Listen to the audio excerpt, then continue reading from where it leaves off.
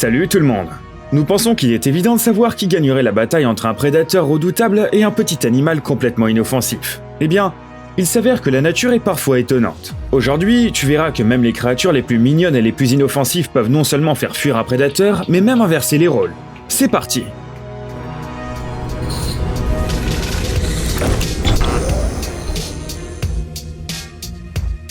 Les lapins. Nous parions que si nous te demandions quel est l'animal le plus lâche de la planète, tu diras tout de suite le lapin. Les gens pensent qu'à la vue d'un prédateur, cet animal aux longues oreilles soit tremblera de peur, soit s'enfuira à toute vitesse. Mais ce n'est pas tout à fait vrai. Lorsqu'il s'agit de protéger sa progéniture, cette mignonne petite bête se transforme en un monstre sans pitié. En voici la preuve.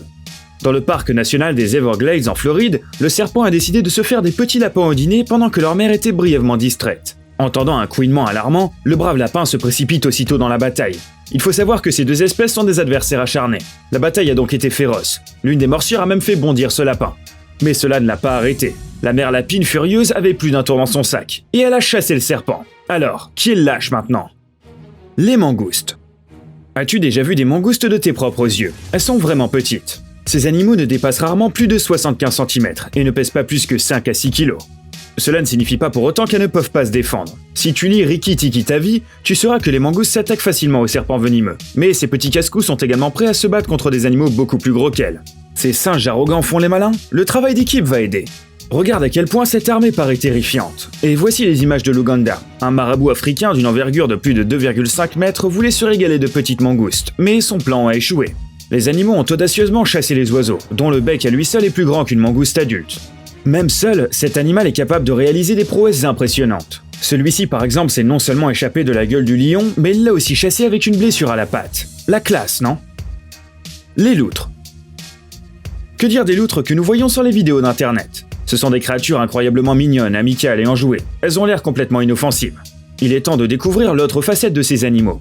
Allons dans le sud du Brésil pour voir deux grands jaguars femelles en chasse. Habituellement, ces prédateurs mangent des capybaras et même des caïmans qui vivent dans ces eaux. Mais ils ne diraient pas non à une loutre en guise de casse-croûte. Et regardez, la voilà qui nage toute seule. Ces gros félins ont oublié quelque chose. Tout d'abord, les loutres sont aussi des prédateurs, et quand elles sont attaquées, elles émettent un hurlement perçant comme un félin en colère. On les appelle les jaguars d'eau.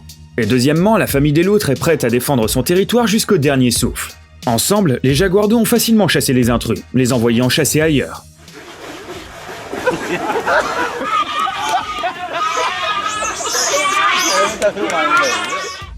Les phacochères. Il s'avère qu'il y a aussi une part de vérité dans les dessins animés. Tu te souviens à quel point Pumba du Roi Lion était redoutable et intrépide.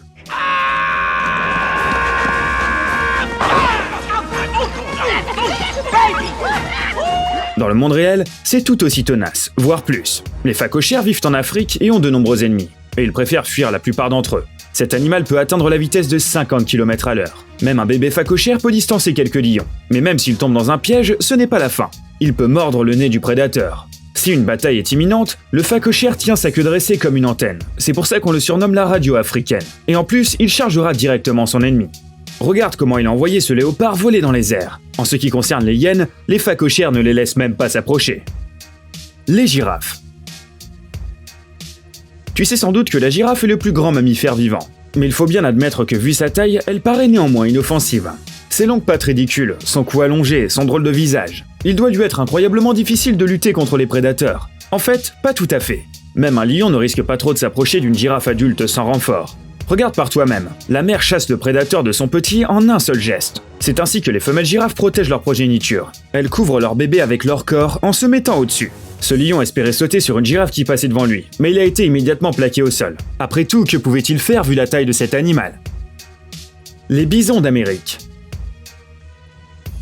Allons maintenant au parc national de Yellowstone aux États-Unis pour voir une histoire digne d'un film hollywoodien. Les bisons y vivent depuis la préhistoire et voyagent souvent à la recherche de nouveaux pâturages.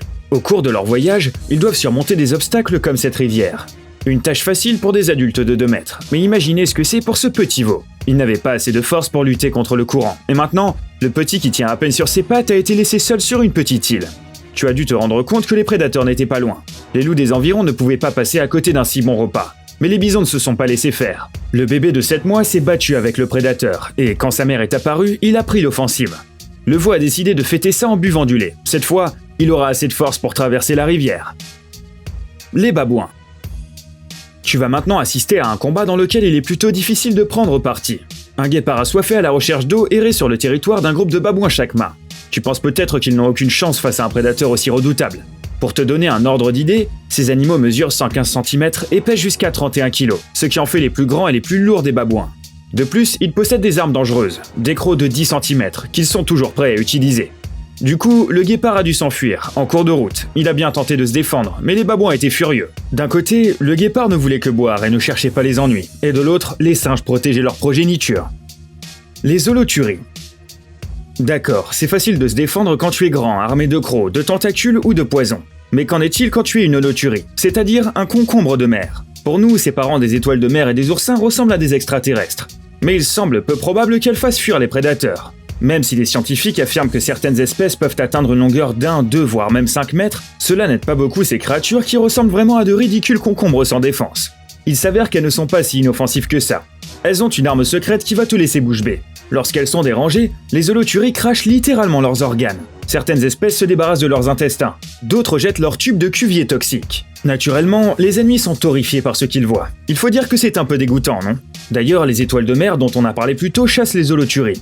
Imagine donc Patrick de Bob l'éponge contre le concombre de mer qui lance ses tripes. Y a pas à dire, l'océan est bourré de choses fascinantes. Les pingouins. Est-ce que tu pensais que les phoques et les orques étaient les plus grands prédateurs des pingouins? Il se trouve que ces animaux ont un ennemi tout aussi redoutable parmi les oiseaux, le pétrel géant. Ce grand rapace est presque omnivore et s'attaque régulièrement aux poussins. C'est pourquoi tu vas maintenant assister à l'un des combats les plus étranges de ta vie. Ils ne se battent pas ici pour avoir du poisson. Les pétrels géants voulaient enlever le bébé d'un pingouin subantarctique, et ils auraient certainement réussi sans le courage de son père. Mais après cela, plus personne ne verra les pingouins comme des créatures bizarres et maladroites. Il suffit de regarder la rapidité de cette attaque. En quelques secondes, le père du pingouin a réussi non seulement à mordre l'ennemi, mais aussi à le gifler violemment avec sa nageoire, qui, bien qu'elle ne serve pas à voler, s'avère fort utile lors d'une bataille.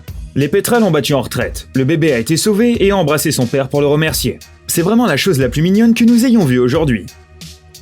Les coléoptères bombardiers. Nous avons vu comment la réaction et la détermination ont permis la survie de ces animaux. Mais est-il possible de s'échapper quand l'ennemi t'a déjà avalé? Si tu penses le contraire, détrompe-toi. Le bombardier a un autre avis sur le sujet.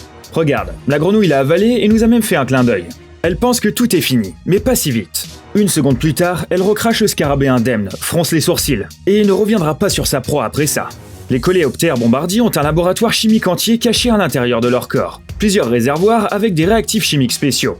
En cas de danger, ils se mélangent, le liquide chauffe jusqu'à 100 degrés et le scarabée commence à le lancer depuis la pointe de l'abdomen. D'ailleurs, la pointe se déplace pour que le scarabée puisse diriger ses lance-flammes vers l'ennemi tel un véritable soldat. Il tire environ 4 à 9 tirs consécutifs de liquide chaud éjectés à une vitesse d'environ 10 mètres par seconde. Ça ne doit pas être très agréable, non? Pas étonnant que grâce à leurs armes, environ la moitié des scarabées bombardiers survivent après avoir été avalés. Les fugus. Tu as sans doute entendu parler de ces poissons, car ils sont utilisés pour faire l'un des plats les plus bizarres du monde. Le fugu contient une puissante neurotoxine dans l'organisme, mais beaucoup de gens en mangent quand même et prennent des risques. Bon, les cuisiniers professionnels sont capables de les cuisiner sans danger. Mais qu'en est-il des prédateurs qui doivent aussi faire face au venin? Certains chasseurs comme cette loutre ne sont pas à l'abri, mais le fugu a encore quelques tours dans son sac. En cas de danger, le poisson se gonfle, remplissant son ventre élastique d'eau ou d'air et devient complètement rond. Lorsqu'il est gonflé, le fugu referme une petite valve spéciale au fond de sa bouche, tout comme une balle gonflable. Tu as déjà essayé d'en mordre une? Eh ben crois-moi, c'est extrêmement difficile.